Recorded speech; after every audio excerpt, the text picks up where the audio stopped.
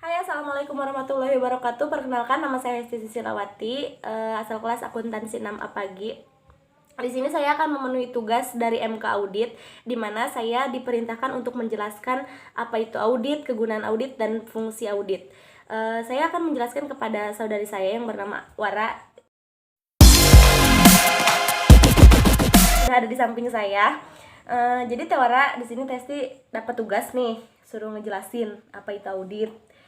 Dan sebelumnya Testi mau tanya dulu, Tewara itu tahu nggak akuntansi itu apa? Nggak tahu ya.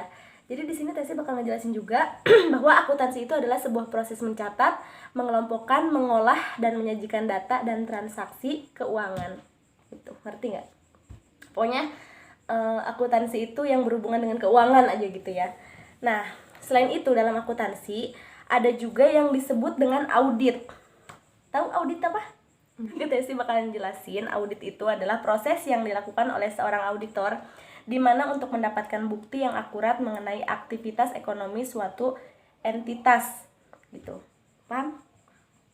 Paham nggak? Beneran nih, paham nggak? Jadi audit itu apa ya namanya tuh, pemeriksaan gitu. Adanya sebuah pemeriksaan dalam sebuah perusahaan mengenai transaksi yang terjadi di perusahaan itu gitu. Tuh. Nah, Tesi juga bakal ngasih tahu ke Tewara bahwa ada beberapa tujuan audit, yaitu yang pertama tujuannya kelengkapan atau completeness gitu ya. Dimana kelengkapan itu artinya untuk meyakinkan bahwa seluruh transaksi telah dicatat atau ada dalam jurnal secara aktual telah dimasukkan. Ya, yang kedua, ketepatan atau assurance, yaitu untuk memastikan transaksi dan saldo perkiraan yang ada telah dicatat berdasarkan jumlah yang benar, perhitungan yang benar, dan diklasifikasikan, dicatat dengan tepat gitu. Terus dan yang ketiga ada eksistensi, dimana pada eksistensi ini memastikan bahwa semua harta dan kewajiban yang tercatat memiliki eksistensi atau keterjadian pada tanggal tertentu. Jadi transaksi tercatat tersebut harus benar-benar telah terjadi gitu, kayak gitu. Terus yang selanjutnya ada penilaian. Di sini untuk memastikan bahwa prinsip-prinsip akuntansi yang berlaku umum telah diterapkan dengan benar. Yang selanjutnya ada klasifikasi. Tahu lah ya klasifikasi itu apa? Jadi kayak dibagi-bagi gitu, mengklasifikasikan gitu kan. Terus yang selanjutnya ada ketepatan, yaitu untuk memastikan bahwa semua transaksi dicatat pada tanggal yang benar, rincian dalam saldo akun sesuai dengan angka-angka buku besar. Yang selanjutnya ada pisah batas atau cut off, di mana cut off itu berfungsi untuk memastikan bahwa transaksi-transaksi yang dekat tanggal neraca dicatat dalam periode yang tepat juga. Jadi transaksi yang mungkin sekali salah saji ialah transaksi yang dicatat mendekati akhir suatu periode akuntansi. Tuh, Tewara. Nah, untuk yang selanjutnya bakalan ngejelasin manfaat-manfaat audit. Manfaat audit itu dibagi untuk pihak yang diaudit, terus untuk anggota lain dalam dunia usaha, terus juga untuk pemerintah gitu. Jadi ada eksternal, ada internal kayak gitu ya. Jadi untuk pihak yang diaudit itu manfaatnya itu yang pertama untuk menambah integritas laporan keuangannya sehingga laporan tersebut bisa dipercaya untuk kepentingan pihak luar. Jadi misalnya Tewara punya perusahaan nih, Tewara mempercayakan pada auditor untuk ngecek keuangan di perusahaan Tewara gitu. Jadi untuk laporan keluar gitu, kayak buat ke pemerintah kayak gitu, buat pokoknya untuk pihak-pihak eksternal gitu ya. Terus untuk yang kedua, mencegah dan menemukan fraud yang dilakukan oleh manajemen perusahaan yang diaudit. Maksudnya tuh dengan diadakannya audit, kita itu perusahaan tuh bisa tahu apakah ada kecurangan yang dilakukan oleh pihak manajemennya atau pokoknya pihak-pihak internal ya, kayak manajernya atau mungkin direkturnya atau mungkin karyawan-karyawannya gitu. Terus yang ketiga, memberikan dasar yang dapat lebih dipercaya untuk penyiapan surat pemberitahuan pajak yang diserahkan kepada pemerintah.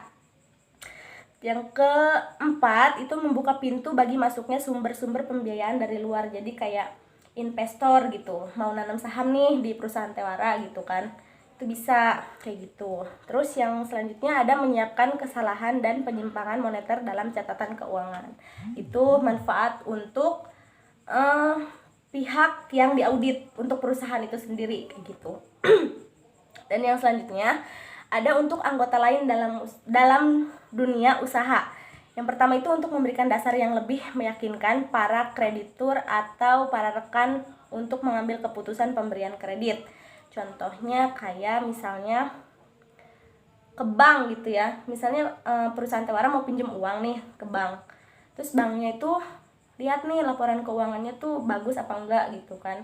Jadi kira-kira memungkinkan atau enggak untuk dipinjamkan uang gitu, kayak gitu. Terus yang selanjutnya untuk pemerintah, sesuai yang Testi bilang tadi, bahwasannya laporan keuangan itu biasanya dibutuhkan untuk pihak pemerintah gitu ya. Yang pertama itu memberikan tambahan kejelasan yang independen tentang ketelitian dan jaminan laporan keuangan kayak gitu. Yang kedua, memberikan dasar yang independen kepada mereka yang bergerak di bidang hukum untuk mengurus harta warisan dan harta titipan. Yang selanjutnya memegang peranan yang menentukan dalam mencapai tujuan Undang-Undang Keamanan Sosial. Nah, Tewara sedikit banyaknya tadi Testi udah menjelaskan tentang audit. Mungkin Tewara ada pertanyaan yang bisa Tewara tanyain sama Testi, dan insya Allah Testi jawab juga kalau Testi ngerti gitu kan. Ya mungkin Testi bakalan lihat tapi berusaha untuk menjelaskan dengan bahasa kita gitu. Ada pertanyaan? Ada. Apa? Apa sih hal yang paling penting dalam audit? Hal yang penting dalam, maksudnya tuh kayak hal apa aja yang penting dalam audit gitu. Jadi hal yang penting dalam audit itu yang pertama tuh ada menghimpun dan mengevaluasi secara objektif. Maksudnya tuh sebagai seorang audit kita harus menekankan objektivitas ketika mengumpulkan bukti dan juga mengevaluasi harus menjadi pihak yang objektif. Terus jadi harus netral gitu.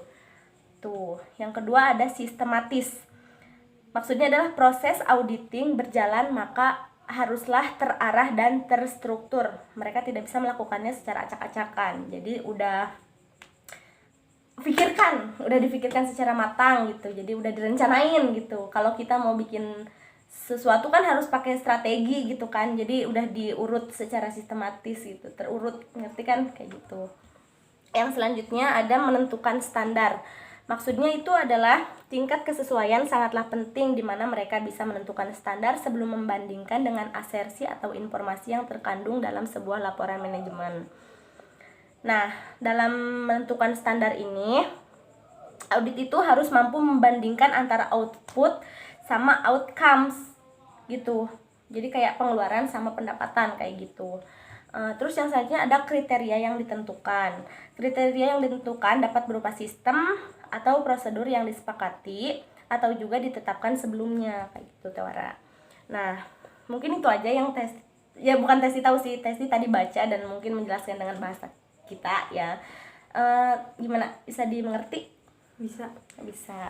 Nah, mungkin hanya itu saja yang bisa saya jelaskan, kurang lebihnya saya mohon maaf. Dan mungkin karena nggak banyak nanya lagi ya Tewara nggak nanya lagi? Mau nanya? Boleh. Apa? Sedikit aja. Boleh. Apa sih jenis-jenis audit?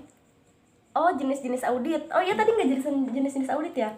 Jadi dalam audit itu ada berbagai jenis audit Tewara. Yang pertama tuh ada audit laporan keuangan. Yang kedua audit operasional.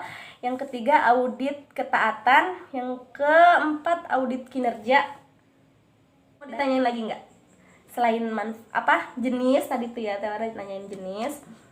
Terus juga hal penting apa aja yang ada di dalam audit. Apalagi mau nanya apa lagi?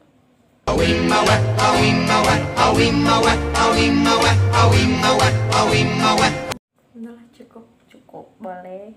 Yaudah kalau gitu makasih untuk waktunya Tewara. Mungkin semoga bisa dipahami ya apa yang Testi jelaskan tadi, masuk dan juga membuat Tewara tertantang buat masuk akuntansi juga ya. Yaudah, terima kasih sebelumnya.